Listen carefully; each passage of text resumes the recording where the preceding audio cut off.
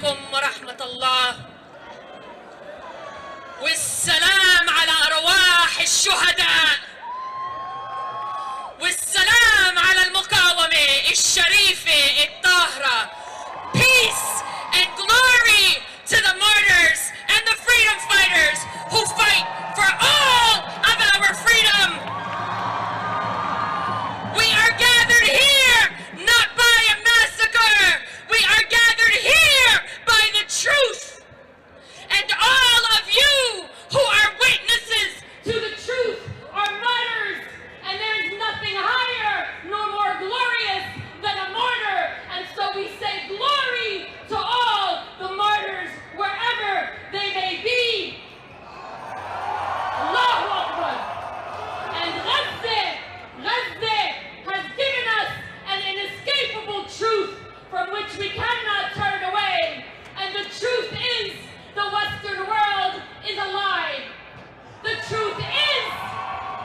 In understanding the problem with Islamic terrorism, you have to understand mainstream theology in Islam. Mainstream theology, the literalist approach, which is mainstream, calls for jihad, calls for the genocidal killings of the Jews.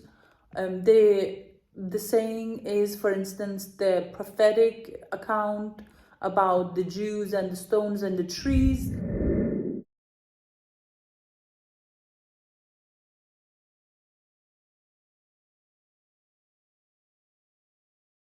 خيبر يا يهود! خيبر يا يهود! جيش محمد سوف يعود! جيش محمد سوف خيبر يا يهود! خيبر يا يهود! جيش محمد سوف يعود! So I want to say there are reformers within Islam, but mainstream theology, and mainstream theology being the literalist approach to the books of Islam, the Hadiths and the Quran, that's our real problem. And that mainstream approach, the literalist approach, is common not only in Sunni but also in Shia Islam. And this is the unfortunate reality. This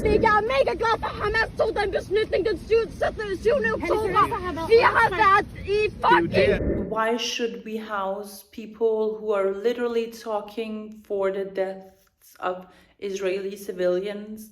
I know very well, and the Danes should know, that these people would legitimize the killing of you and me and our families just the same way they're legitimizing the killings of Jewish families in Israel. So it's very important that we understand. You're trying to compare what happened on October the 7th with the IRA. No, I'm not. I'm hypothetical wait a minute, Mum. question. I'm comparing it to ISIS. And the way that the world in the end dealt with ISIS actually was to use airstrikes. And many civilians were killed. There's a huge difference. Many innocent people died. They're not. You don't understand it because you have no idea of the religious. What's the difference between what happened on October the 7th and ISIS? The difference between the Palestinian resistance is the following, okay? Any kind of thing which has Palestinian resistance attached to it, and ISIS, which is a brand of takfirism, okay, is that ISIS is just one of many brands of takfirism, which you don't know what it is, which is a kind of excommunication. We need to understand that these people are making our communities unsafe, and they're ruining and undermining our democracies, and they need to go, and they need to be prosecuted, they need to be pushed out of our countries with legislation, with prosecution, but also with policies that make it very clear that we will not accept the Islamists to dominate, to threaten us. You're in our space.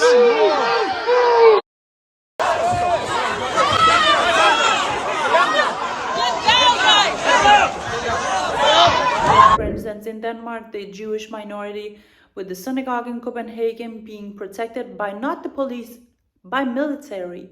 If the Jewish community decides to go for a picnic, there has to be police protecting them. The Jewish school has protection.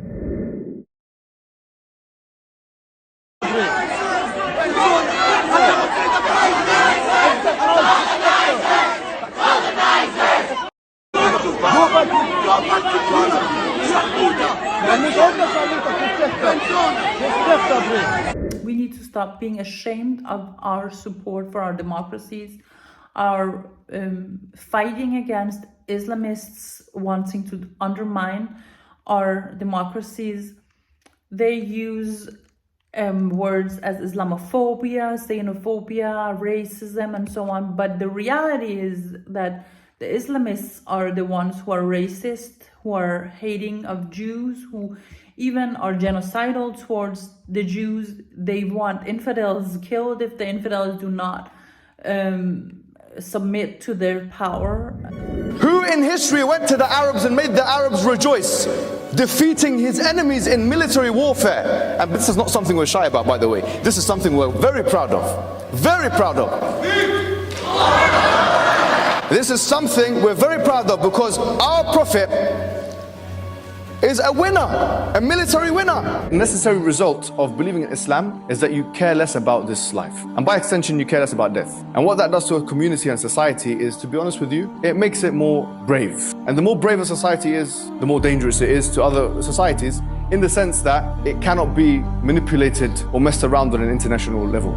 Israel is not the reason why Hamas are terrorists. They are terrorists because they're funded by Iran, that is a terrorist organization, literally funding terrorism in Iraq, in Lebanon, in Syria, in Yemen, and all over the Middle East and the world. Really, they're even funding terrorism and jihadists in Denmark and in the West, building schools, mosques, and so on. One woman, she held up a poster that says, "You cannot defeat a people that know that death is not the end."